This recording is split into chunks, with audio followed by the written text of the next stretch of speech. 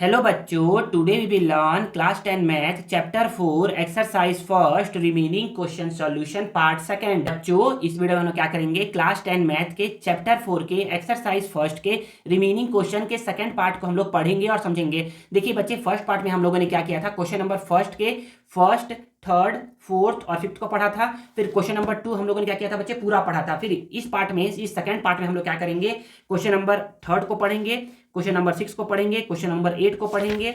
फिर देन उसके बाद क्वेश्चन नंबर 9 को पढ़ेंगे, 10 को पढ़ेंगे और 11 को पढ़ेंगे। और जो इसका बच्चे जो थर्ड पार्ट आएगा ना, उसमें हम लोग क्या करेंगे, बाकी जो क्वेश्चन बच गया है ना, उसको हम लोग पढ़ेंगे और समझेंगे। और उसी पार्ट में क्या मिलेगा आप लोग को, इस एक्सरसाइज का ना क्या मिलेगा, मॉडिफाइड नोट्स मिलेगा। तो चलिए हम लोग क्या करते हैं, क्वेश्चन नंबर थर्ड को पढ़ते हैं और समझते हैं। तो देखिए बच्चे, क्वेश्चन नंबर थर्ड क्या बोला जा रहा है, देखिए बच्चे, जो क्वेश्चन नंबर थर्ड है ना, और जो हमारा क्या है यहाँ पर क्वेश्चन नंबर, यहाँ का फर्स्ट का जो थर्ड है, ये दोनों क्या है बच्चे, क्वेश्चन सेम टू सेम है, सेम टू सेम है। बस यहाँ पर हम लोग को 15th टर्म फाइंड करना था और यहाँ पर हम लोग को करना क्या है, 10th टर्म फाइंड करना है। एक काम करता हूँ, इसको मैं ना कॉपी में ही लिख करके आप लोग को समझाता हूँ। तो देखिए बच्चे, क्वेश्चन नंबर थर्ड यहाँ नोट डाउन है। तो यहाँ पर बोला जा रहा है ना कि हम लोग को ना 10th टर्म फाइंड करना है इस अर्थमेटिक प्रोग्रेशन का। मतलब कि ये पहला टर्म हो गया है, दूसरा हो गया है, तीसरा हो गया है, चौथा हो गया, फिर ऐसे करके 5th 6 7 8 9 10th नंबर पर 10th टर्म कौन सा होगा वो बताना है हम लोगों को। तो हम लोग क्या करते हैं बच्चे, सबसे पहले हम लिखते हैं कि गिवन क्या है।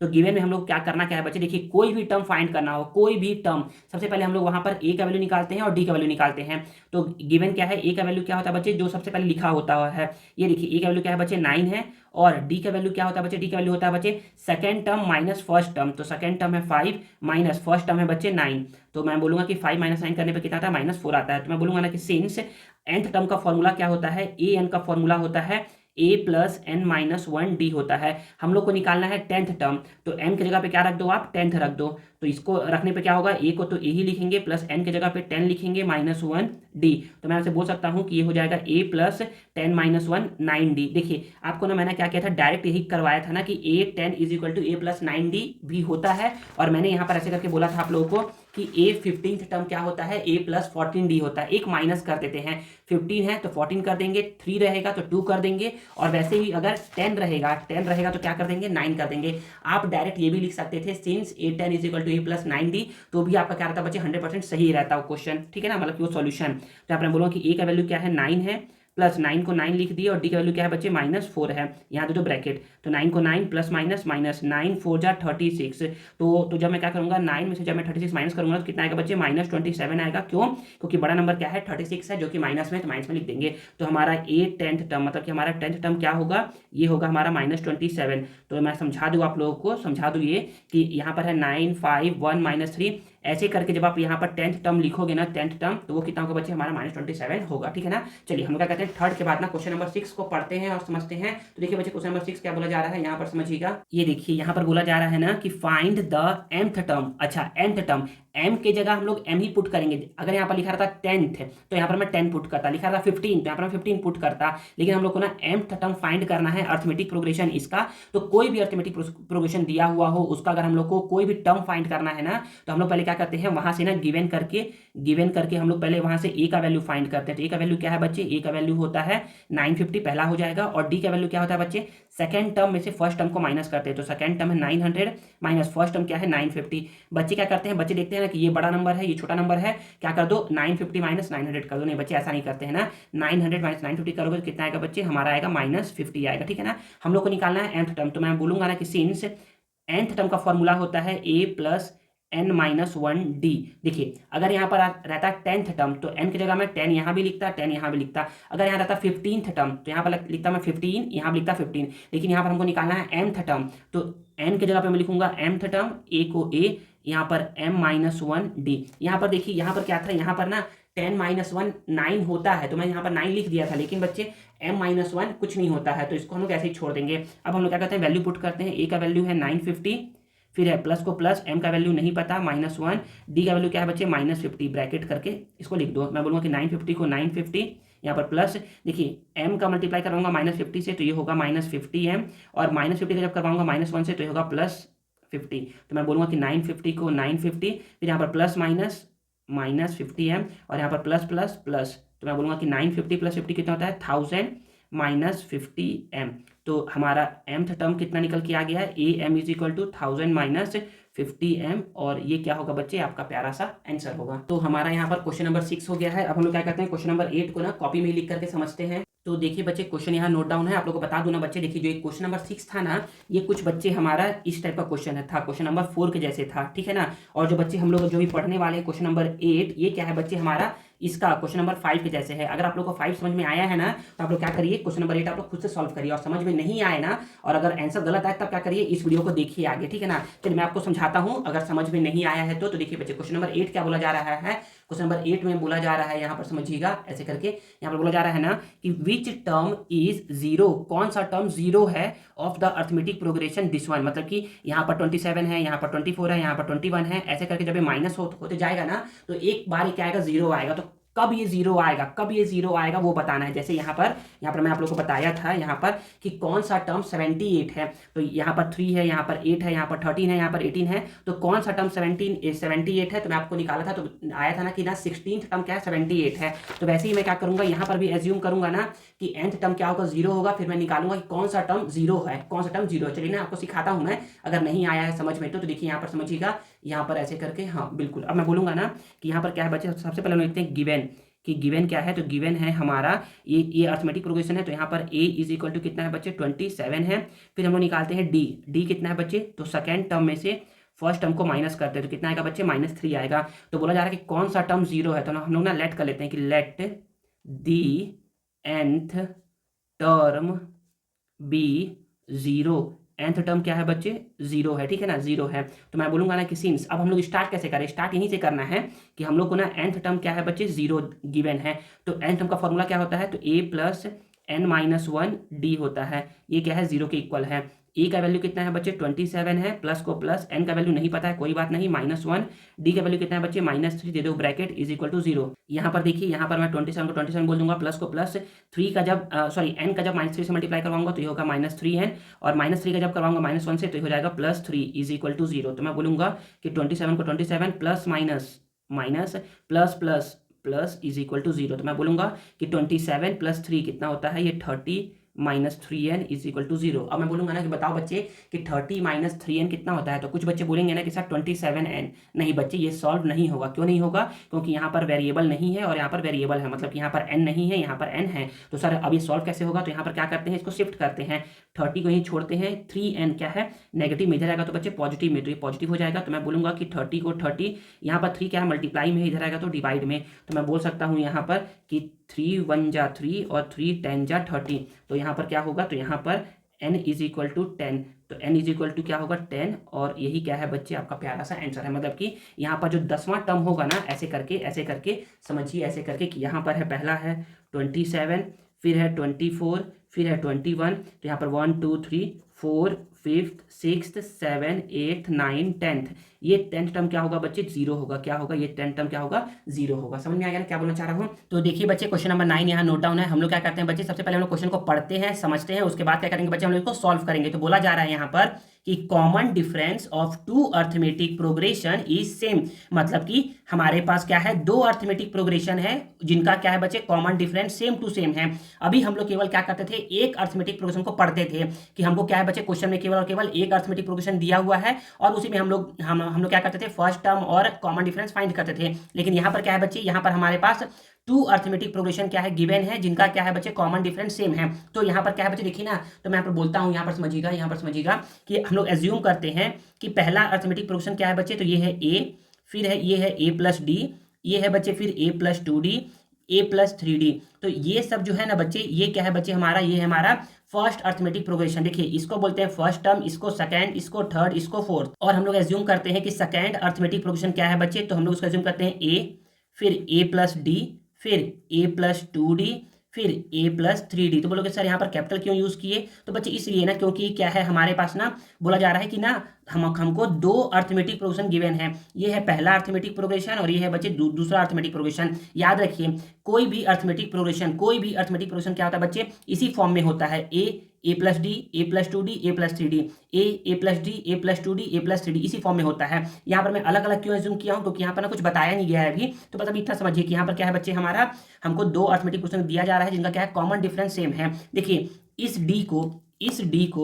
डी को बोलते हैं कॉमन डिफरेंस, ये डी और ये डी बोला जा रहा है ना कि ये दोनों क्या है बच्चे, सेम टू सेम है। मतलब यहाँ पर ये स्मॉल डी और कैपिटल डी नहीं होगा, यहाँ पर ये क्या होगा, कोई एक होगा, या तो स्मॉल डी होगा या तो कैपिटल डी होगा। हम लोग उसको भी एज्यूम कर लेंगे। अभी देखते हैं आगे क्या बोला जा रहा है। आगे बोला जा रहा है कि इफ द डिफरेंस, अच्छा एक काम करते हैं, पहले हम लोग ना इसको लिखना चालू करते हैं, बनाना चालू करते हैं। तो हम लोग बोलेंगे ना यहाँ पर ऐसे करके बोलेंगे कि let the first term of first arithmetic progression is a. देखिए फर्स्ट अर्थमेटिक प्रोग्रेशन का क्या है, ए है। हम लोग एज्यूम कर रहे हैं, ये आपको लिखना नहीं है, बस आपको समझने के लिए है, या तो आप यहाँ पर लिख भी सकते हो तो भी कोई गलती नहीं करेगा।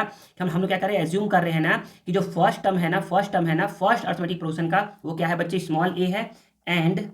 And first term of second arithmetic progression is capital A. आप यहाँ पर ना कैपिटल ए भी एज्यूम कर सकते हो, और आप यहाँ पर ऐसे करके ए डैश, दोनों में से कुछ भी एज्यूम कर सकते हो, ठीक है ना। तो हम लोगों ने क्या किया है, पहले हम लोगों ने एज्यूम कर लिया कि इसका फर्स्ट टर्म क्या है, स्मॉल ए है, इसका फर्स्ट टर्म क्या है बच्चे, कैपिटल ए है। और हम लोग गिवन है कि एंड क्वेश्चन में गिवन है ना कि and their common difference is same, और दोनों का क्या है बच्चे, कॉमन डिफरेंस सेम है। डेट इज मैं बोल सकता हूं कि यहाँ पर ये स्मॉल डी और कैपिटल डी दोनों क्या है बच्चे, सेम टू सेम है। इसको हम लोग आर एज्यूम कर लेते हैं। क्या एज्यूम करते हैं, आर एज्यूम कर लेते हैं। इसको हम लोग लेट कर लेते हैं कि ये क्या है बच्चे, आर है। ठीक है, आई थिंक समझ में आया होगा ना यहाँ तक कि क्या बोलना चाह रहा हूँ। तो बच्चे यही करेंगे हम लोग क्या करेंगे, हमको बोल रहा था कि कॉमन डिफरेंस दो अर्थमेटिक प्रोग्रेशन का कितना है, सेम टू सेम है। तो हम लोगों ने एज्यूम कर लिया कि पहला अर्थमेटिक प्रोग्रेशन कुछ ऐसा होगा और दूसरा क्या होगा, ऐसा होगा, ठीक है ना। तो और ये बच्चे क्या होता है, इसी फॉर्म में होता है ना, ए प्लस डी। आपको मैंने पढ़ाया है कि कोई भी अर्थमेटिक प्रोग्रेशन क्या होता है बच्चे, ए प्लस डी, ए प्लस टू डी, इसी फॉर्म में होता है, ठीक है ना। तो हम लोगों ने एज्यूम कर लिया कि फर्स्ट अर्थमेटिक प्रोग्रेशन का क्या है, स्मॉल ए है, और first term second arithmetic progression का क्या है बच्चे, कैपिटल ए है। और दोनों का कॉमन डिफरेंस, दोनों का क्या है बच्चे, कॉमन डिफरेंस क्या है, सेम टू सेम है, जो कि क्वेश्चन में हम लोग गिवन था। तो हम लोगों ने एज्यूम कर लिया कि स्मॉल डी और कैपिटल डी दोनों क्या है बच्चे, इक्वल है, और इसको मैंने अलग से एज्यूम कर लिया स्मॉल आर। आप यहाँ कुछ भी एज्यूम नहीं करते ना तो भी चलता है, तो अब देखते हैं आगे क्या बोला जा रहा है। आगे बोला जा रहा है ना, अब आएगा क्वेश्चन में मजा। देखते हैं क्वेश्चन में क्या बोला जा रहा है ना कि if the difference of their 99th term. अच्छा याद रखिए, कभी भी बात करता है ऐसे करके, कभी भी यहाँ पर बता रहा हूँ, ये देखिए, कभी भी बात करता है nth टर्म का बात करता है तो हम लोग लिखते हैं an, क्या लिखते हैं, an, ठीक है ना। कभी भी बात करता है 10th टर्म तो हम लोग लिखते हैं a10, क्या लिखते हैं, a10। कभी भी बात करता है 15th टर्म तो हम लोग लिखते हैं a15। लेकिन यहाँ पर बात क्या कर रहा है, a19th, तो हम लोग बोलेंगे ना यहाँ पर, देखिए तो ये भी समझिए कि कभी बात करता है nth टर्म तो an का फॉर्मूला क्या होता है बच्चे, a plus n minus 1d। कभी बात करता है 10th टर्म तो हम लोग क्या लिखते हैं, a प्लस 10 माइनस 1d। कभी बात करता है 15 टर्म तो हम लोग क्या लिखते हैं, a प्लस 15 माइनस 1d। मतलब बोलने का मतलब ये है ना, ये समझिएगा ना, ये रफ वर्क है, समझाने के लिए बता रहा हूँ कि देखिए जब यहाँ पर n है तो यहाँ पर भी n है, जब यहाँ पर 10 है तो यहाँ पर भी 10 है, जब यहाँ पर 15 है तो यहाँ पर भी क्या है, 15 है। तो बोला जा रहा है यहाँ पर कि इफ द डिफरेंस मतलब ऐसा, इफ द माइनस करना है ऑफ देयर 99th टर्म, मतलब कि फर्स्ट एपी के 99th टर्म और सेकेंड एपी के 99th टर्म का डिफरेंस क्या है बच्चे, डिफरेंस क्या है, 99 है। समझ में आया, फिर से बता रहा हूँ। देखिए यहाँ पर ना बोला जा रहा है ना कि if the difference of their 99th term, तो फर्स्ट एपी के 99th टर्म और सेकेंड एपी के 99th टर्म का जो डिफरेंस है ना वो कितना है, 99 है। तो मैं यहाँ पर इसको कैसे लिखूंगा, देखिए जब बात करते हैं 10th टर्म का तो यहाँ पर a10 लिखेंगे, लेकिन बात हो रहा है 99th टर्म तो यहाँ पर मैं लिखूंगा a99। ये हो गया पहले एपी के लिए। सेकेंड एपी के लिए मैं यहाँ पर लिखूंगा कैपिटल A99। समझ में आ गया क्यों लिखा हूँ यहाँ पर। देखिए बच्चे यहाँ पर ना हम लोग ना जब भी बात करते हैं nth टर्म का, किसका बात करते हैं, nth टर्म का, तो यहाँ पर an लिखते हैं। तो यहाँ पर a क्या है बच्चे, ये पहला टर्म को रिप्रेजेंट करता है। और अगर हम बात करते हैं 10th टर्म का तो यहाँ पर a10 लिखते हैं, लेकिन इसके लिए क्या लिखूंगा, मैं कैपिटल A लिखूंगा। समझ में आ गया ना यहाँ पर। तो यहाँ पर वही बोल रहा हूँ। अब फॉर्मूला क्या होता है, an रहता है तो फॉर्मूला होता है a plus n minus 1d। अब यहाँ पर अगर a99 है तो फॉर्मूला क्या होगा, फॉर्मूला होगा a प्लस 99 माइनस 1 डी, फिर माइनस है तो माइनस। अब बारी आती है कैपिटल A 99, मतलब कि इस टर्म की। तो यहाँ पर क्या होगा बच्चे, यहाँ पर फॉर्मूला होता है A plus n minus 1D, लेकिन यहाँ पर A क्या है, स्मॉल नहीं है, कैपिटल है। तो यहाँ पर मैं लिखूंगा कि A प्लस 99 माइनस 1, और यहाँ पर D क्या है बच्चे, स्मॉल d नहीं है, कैपिटल D है। समझ में आ गया ना। देखो इसी फॉर्म में लिख रहा हूँ, इज इक्वल टू 99। इसको ब्रैकेट दे दो तो ज़्यादा से समझ में आएगा।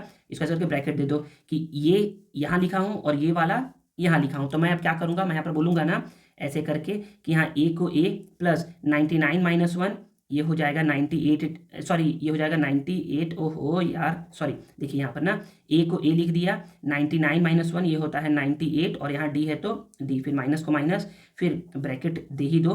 A को A लिख दिया प्लस 99 माइनस 1 ये हो गया 98, कैपिटल D ब्रैकेट और इज इक्वल टू 99। अब मैं बोलूँगा ना यहाँ पर कि देखिए अब ब्रैकेट को क्या करते हैं, ओपन करते हैं। तो मैं बोलूँगा कि A को A बोल दिया, 98 D को 98D, minus minus plus minus होता है कैपिटल A, फिर माइनस प्लस माइनस होता है 98 D इज इक्वल टू 99। तो देखिए मैं बोल सकता हूँ ना यहाँ पर कि स्मॉल d और कैपिटल D दोनों क्या है बच्चे, सेम टू सेम है।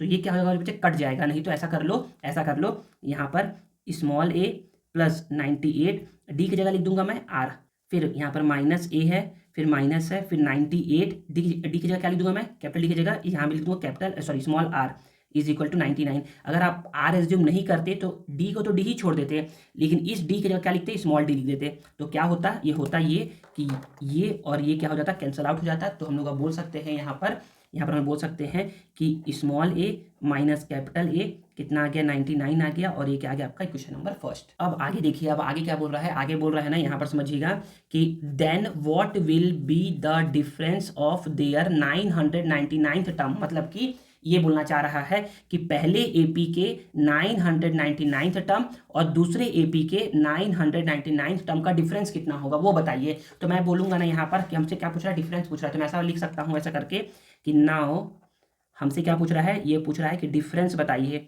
डिफरेंस बताइए किसका किसका। तो पहले टर्म के 999 टर्म का और सेकेंड एपी के सॉरी फर्स्ट एपी के 999th टर्म और सेकेंड एपी के 999 टर्म का क्या कर रहा है, ये डिफरेंस पूछ रहा है। तो यहाँ पर फिर से वही फॉर्मूला क्या होता है, फॉर्मूला होता है A15। देखिए A n रहेगा तो A plus n minus 1D। तो यहाँ पर n है तो यहाँ पर मैं n लिखूंगा, यहाँ पर अगर रहेगा 999 तो यहाँ पर लिखूंगा मैं 999। तो यहाँ पर मैं बोल सकता हूँ कि ये है A प्लस 999 माइनस 1 और D, इसको दे दो ब्रैकेट, फिर ऐसे दे दो बिग ब्रैकेट दे दो। अच्छा यहाँ पर ना स्मॉल ब्रैकेट था ना, इसको बिग ब्रैकेट दे दो, ठीक है ना।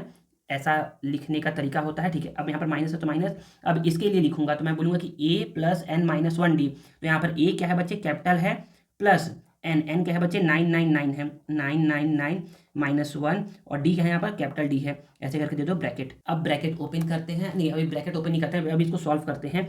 तो a को तो a लिख दूंगा प्लस 999 माइनस 1 ये 998, और स्मॉल d है तो स्मॉल d, फिर माइनस यहाँ पर a को a प्लस यहाँ पर 998D, यहाँ पर ब्रैकेट दे दो पहले।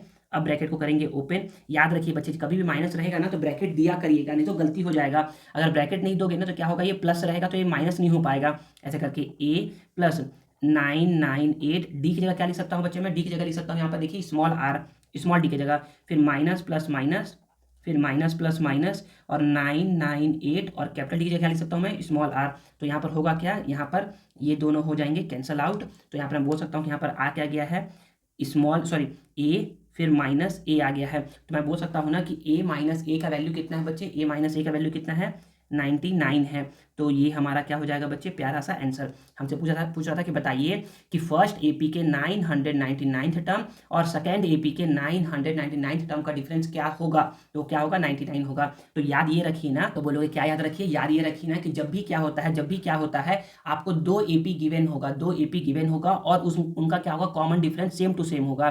तो वो अगर बोलता है कि if the difference of their 99th term is 100, तो बता दो उसके 156 टर्म का डिफरेंस कितना होगा। तो वो भी क्या होगा बच्चे, 100 होगा। जो यहाँ पर गिवन रहेगा वो वही क्या होगा, आंसर होगा। चाहे आपसे वो 100 का पूछ ले, चाहे तो 5000 टर्म का पूछ ले, कहीं का भी पूछ ले, जो यहाँ पर गिवन रहेगा वही होता है आंसर, ठीक है ना। चलिए काम करता हूँ ना, क्वेश्चन नंबर 9 आपको समझ में आ गया होगा, मुझे विश्वास है। अगर नहीं समझ में आया होगा तो फिर से देखिएगा, इसको समझ में आ जाएगा। चलिए मैं कहता हूँ क्वेश्चन नंबर 9 के बाद ना क्वेश्चन नंबर 10 को कॉपी में लिख करके समझाता हूँ। तो देखिए बच्चे क्वेश्चन नंबर 10 यहाँ नोट डाउन है। तो यहाँ पर बोला जा रहा है ना कि in a flower bed there are 23 rose plant. Plants in the first row, मतलब कि एक फूलों की, देखिए फ्लावर बेड मतलब होता है ना फूलों का क्यारी, क्यारी बोलते हैं ना कि क्यारी, तो फूलों की एक क्यारी में मतलब कि यहाँ पर क्या है, फूलों का एक क्यारी बना हुआ है, ऐसे करके एक क्यारी, हिंदी में क्यारी बोलते हैं, ठीक है ना, और इंग्लिश में क्या क्या क्या बोलते हैं, रो बोलते हैं, ठीक है ना। तो यहाँ पर क्या है बच्चे, ऐसे करके फूल लगे हुए हैं, ऐसे करके क्या हुए, फूल लगे हुए हैं। तो बोला जा रहा है कि in a flower bed there are 23 rose plants in the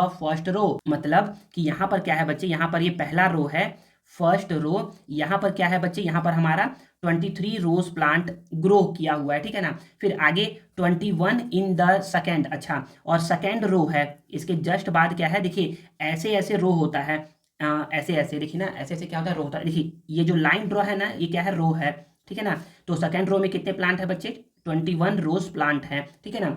19 in the third, 19 क्या है, देखिए ऐसे करके, फिर इसके बाद थर्ड रो है, थर्ड रो में क्या है बच्चे, 19 रोज प्लांट्स है, एंड सो ऑन, और ऐसे करके क्या है बच्चे, चलते जा रहा है, ऐसे करके ये क्या है बच्चे, चलते जा रहा है। आगे बोला जा रहा है there are 5 rose plant in the last row, अच्छा, और यहाँ पर क्या है बच्चे, एक लास्ट रो भी है, हमको बता नहीं रहा है कि कितने नंबर वाला रो है, बस ये बोल रहा है कि पहले पहले रो में हमारा 23 प्लांट है, दूसरे रो में हमारा 21 प्लांट है, तीसरे रो में हमारा 19 प्लांट है, और ऐसे ऐसे करके जो लास्ट रो है ना, उसमें क्या है बच्चे, 5 रोज प्लांट है, कितने रोज प्लांट है, 5 रोज प्लांट है। समझ में आया क्या बोलना चाह रहा है। फिर आगे how many rose are there in the flower bed, बताओ कि जो फ्लावर का जो बेड है, फूलों का जो बगीचा है ना, उसमें कितने रोज है, 1 2 3 रो तो बता दिया ये, और बता दिया कि लास्ट रो ये है। तो हम लोग क्या करते हैं, हम लोग बोल देते हैं ना कि यहाँ पर ना क्या है, nth रो है, कितने रो है, nth रो, हमको पता नहीं है, मतलब कि ये क्वेश्चन अब बच्चे कुछ इस टाइप का है, एक क्वेश्चन क्या है, कुछ इस टाइप का है, ये हमको बोल रहा है ना, ऐसा क्वेश्चन है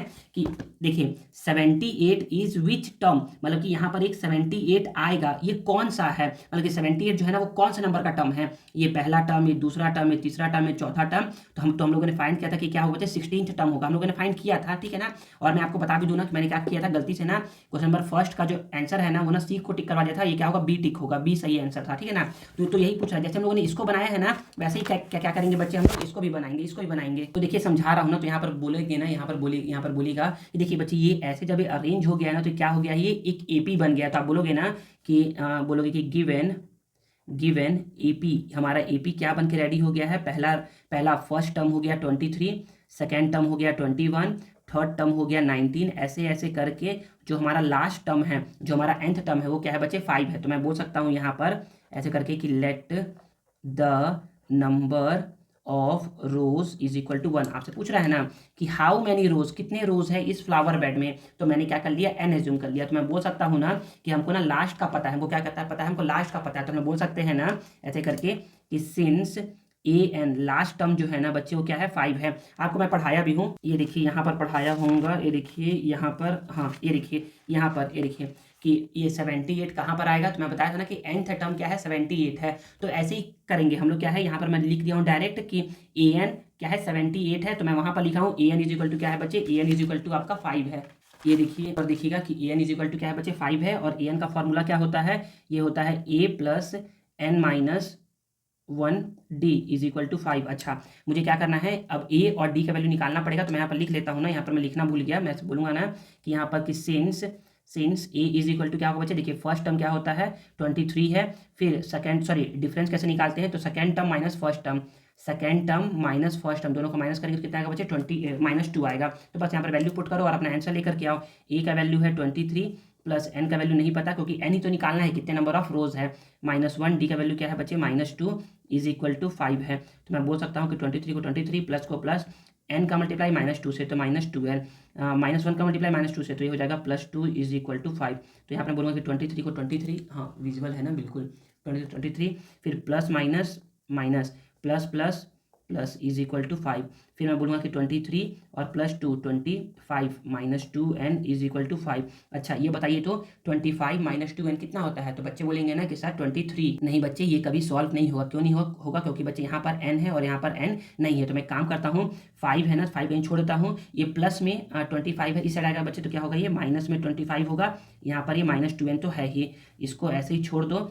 5 माइनस 20, 5 माइनस 20 कितना होता है बच्चे, तो ये होता है -20, सॉरी 5 माइनस 25 कितना होता है, -20 होता है। तो मैं बोलूँगा कि n को यहीं पर छोड़ दो, ये -20 है, ये मल्टीप्लाई में है, तो इस आएगा तो बच्चे तो क्या होगा, ये डिवाइड में होगा। बच्चे क्या करते हैं, ये -2 को इधर इधर ले जाएंगे तो +2 कर देंगे, नहीं बच्चे ये नहीं है, ये क्या है, ऐसे करके ये मल्टीप्लाई में है, इधर आएगा तो डिवाइड में, तो माइनस से माइनस कैंसिल, 2 1 जा 2 10 जा, तो मैं बोल सकता हूँ यहाँ पर कि n इज इक्वल टू क्या आएगा, 10 आएगा। मतलब कि टोटल क्या होंगे बच्चे, 10 रो होंगे।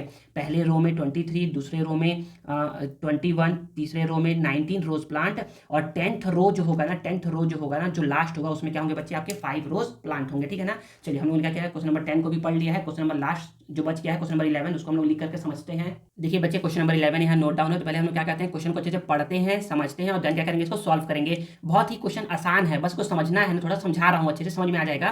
तो बोला जा रहा है कि Sanjay saved ₹5 in the first week of a year. Sanjay क्या करता है बच्चे, साल के फर्स्ट वीक में क्या करता है बच्चे, ₹5 सेव करता है। मतलब कि पहले वीक में क्या करता है बच्चे, वो पहले वीक में वो क्या करता है, ₹5 सेव करता है, ठीक है ना, पहले वीक का हो गया ये। And then increased his weekly saving, और वो क्या करता है बच्चे, अपना वीकली सेविंग को क्या करता है, वो इंक्रीज करता है बाय ₹1.75। मतलब बोलने का मतलब ये है कि वो ₹5 तो बचाता ही बचाता है, प्लस ये क्या करता है, वीकली सेविंग को ना ये इंक्रीज करता है किससे, 1.75 से, ठीक है ना। फिर आगे बोला जा रहा है, if in the nth week his weekly saving was ₹20.75। मतलब कि देखिए फर्स्ट वीक में वो सेव किया ₹5, सेकेंड वीक में कितना सेव किया, ₹5 प्लस 1.75, थर्ड वीक में वो कितना सेव करेगा, थर्ड वीक में देखिए ₹5 प्लस 1.75, तो ये सेकेंड वीक का था, इसमें 1.75 और ऐड कर देंगे तो क्या निकल जाएगा बच्चे, थर्ड वीक का निकल जाएगा, समझ में आ गया ना। और ऐसे ऐसे करके क्या करता है वो, nth वीक में क्या करता है वो, ₹20.75 क्या करता है वो सेव करता है। समझ में क्या बोलना चाह रहा हूँ। तो देखिए बच्चे कुछ ऐसा है, बोलने का मतलब ये है ना कि देखिए ये ₹5 तो ₹5 है, ये ₹5.5 प्लस 1.75 ये भी ऐसे ही है, ये कुछ ऐसे है, ये 5 प्लस 2 मल्टीप्लाई 1.75। तो ये क्या बन के आपको दिख रहा है, आपको ये बन के दिख रहा होगा ना कि सर ये क्या है, एक अर्थमेटिक प्रोग्रेशन में है। मतलब सर ये क्या है, सर ये हमारा ए होगा, और ये सर हमारा क्या है, ये हमारा डी होगा। कॉमन डिफरेंस ये क्या होगा, डी होगा। और ये क्या है सर हमारा, ये हमारा nth टर्म है, क्या है ये, nth टर्म है। और आपको बोल रहा है कि फाइंड n, बताइए कितने सप्ताह में, कितने कितने वीक में आपका इतना रुपए बन के, मतलब कि वीकली सेविंग इतना होगा। फर्स्ट वीक में तो आपको मिलता है ₹5, मतलब कि फर्स्ट वीक में क्या करता है, ₹5 सेव करता है। सेकेंड वीक में ये 6.75 सेव करता है। थर्ड वीक में ये क्या करता है, 6.75, और यहाँ पर 7.75, फिर 75 का ऐड करेंगे तो 8.5। मतलब कि पहले वीक में वो सेव किया ₹5, सेकेंड वीक में वो सेव किया 6.75, और थर्ड वीक में वो सेव करता है 8.5। ऐसे ऐसे करके करता क्या है वो, nth वीक में क्या करता है, इतना रुपए वो सेव करता है। तो यही पूछ रहा है कि बताइए किस वीक में वो इतना रुपए सेव करेगा, यही पूछ रहा है। तो हम लोग क्या करते हैं, पहले यहाँ पर लिखते हैं, समझते हैं। ऐसे करके बोलेगा ना, पहले हम लोग इसको जो लिखे ना, ये भी लिखा हुआ 100% करेक्ट है, या फिर आप ऐसे लिखिएगा, थोड़ा सा अच्छे से लिखिएगा, ऐसे करके लिखिएगा कि from the given data Sanjay, जो भी डाटा गिवन है ना, जो भी हम लोग पढ़े हैं ना, उससे हम लोगों ने क्या कंक्लूजन निकाला, उससे निकाला है कंक्लूजन ना कि Sanjay savings in the consecutive weeks are. तो संजय का सेविंग कितना है बच्चे, तो आर की वजह से नहीं, पहला वीक में इतना है, दूसरे वीक में 5 प्लस 1.75, फिर तीसरे वीक में ₹5 plus 2 multiply 1.75, and so on, dash dash dash कर लो, dash dash dash and so on. कुछ इस तरीके से क्या करता है, सेविंग करता है। तो हम लोग बोल सकते हैं कि हैंस यहाँ पर हम लोग देखेंगे तो हम लोग को मिलेगा ना कि ए का वैल्यू कितना है, ए का वैल्यू यहाँ से बच्चे क्या हो जाएगा, 5 हो जाएगा। फिर डी का वैल्यू क्या होगा बच्चे, डी का वैल्यू यहाँ से ना हमारा 1.75 होगा। और हम लोगों ने पढ़ा यहाँ पर कि nth टर्म मतलब कि यहाँ पर हमारा एन छोटा होगा, nth क्या होगा बच्चे, ये होगा 20.75। आपको बोल रहा है क्या क्या करिए आप, n फाइंड करिए। तो आप बोल सकते हैं कि देयरफॉर, या फिर सिंस बोलेगा ना कि since an is equal to क्या है, 20.75 है। तो आप बोल सकते हैं ऐसे करके कि an का फॉर्मूला क्या होता है, a plus n-1 d is equal to 20.75। तो बस वैल्यू पुट करना है और अपना आंसर लेकर के आना है। तो मैं बोलूँगा यहाँ पर कि ए का वैल्यू है 5 प्लस एन का वैल्यू हमको फाइंड करना है, डी का वैल्यू है 1.75 इज इक्वल टू 20.75। मैं यहाँ पर 5 को 5 बोल दिया, प्लस को प्लस, एन का मल्टीप्लाई 1.75 से तो 1.75 एन, फिर इसका मल्टीप्लाई इससे तो ये हो जाएगा 1.75 इज इक्वल टू 20.75। अब क्या करते हैं, 5 में से क्या करते हैं, इसको माइनस करते हैं। तो यहाँ पर देखिएगा कि 5 को मैं ऐसे लिखूंगा, यहाँ पर इसको माइनस करना है तो पॉइंट के बाद 2 डिजिट है ना, तो यहाँ पर पॉइंट के बाद 75, फिर यहाँ पर सॉरी 1 है ना, सॉरी 10 माइनस 5 5 होता है, 9 माइनस 7 2 होता है, और यहाँ पर 4 माइनस 1 3 होता है। तो इसको सॉल्व करने पर कितना आ गया, इसको सॉल्व करने पर आ गया 3.25 प्लस यहाँ पर 1.75 एन है, ये 20.75। तो मैं बोलूँगा ना कि इन दोनों तो कभी ऐड होगा नहीं, क्यों नहीं होगा, क्योंकि यहाँ पर एन नहीं है और यहाँ पर एन है। तो मैं यहाँ पर बोलूँगा कि एन वाले को तो यहीं पर छोड़ दो, 1.75 एन, यहाँ पर 20.75 है, ये प्लस में है, इस साइड जाएगा तो माइनस में, तो इन दोनों को माइनस कर लेते हैं हम लोग यहाँ पर। तो ये है बच्चे 20.75 और ये है बच्चे 3.25, माइनस करेंगे तो 5 में से 5 गया 0, 7 माइनस 2 होता है 5, 20 माइनस 3 होता है 17। तो यहाँ पर आ गया हमारा, यहाँ पर आ गया 1.75 एन इज इक्वल टू 17.50। तो मैं बोल सकता हूँ कि एन को यहीं पर छोड़ दो, यहाँ पर है 17.50, मल्टीप्लाई में है तो ये हो जाएगा 1.75। तो मैं यहाँ पर बोलूँगा कि ये देखिए ना, यहाँ पर क्या है, पॉइंट के बाद 2 डिजिट है, पॉइंट के बाद 2 डिजिट है, तो यहाँ पर 100 से मल्टीप्लाई करूँगा, यहाँ पर भी 100 से मल्टीप्लाई करूँगा डेसिमल को हटाने के लिए, ठीक है ना। तो जब मैं 100 से मल्टीप्लाई करूँगा तो यहाँ पर आ जाएगा ये 1750 और यहाँ पर आ जाएगा ये 175। तो मैं क्या करता हूँ, मैं बोल सकता हूँ ना कि जब मैं क्या करूँगा 175 1 जा 175 10 जा, तो मैं बोल सकता हूँ यहाँ पर किसको सॉल्व करने पर कितना आ गया, n इज इक्वल टू कितना आ गया, 10 आ गया।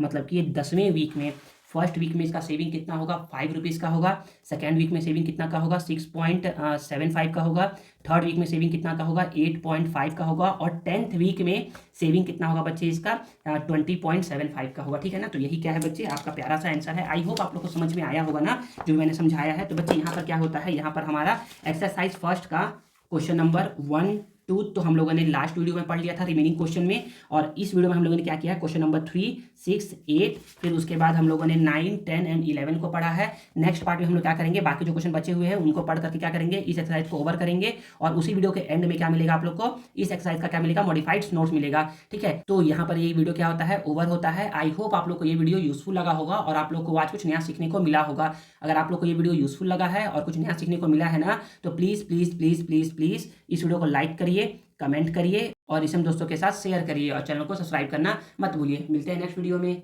Thank you.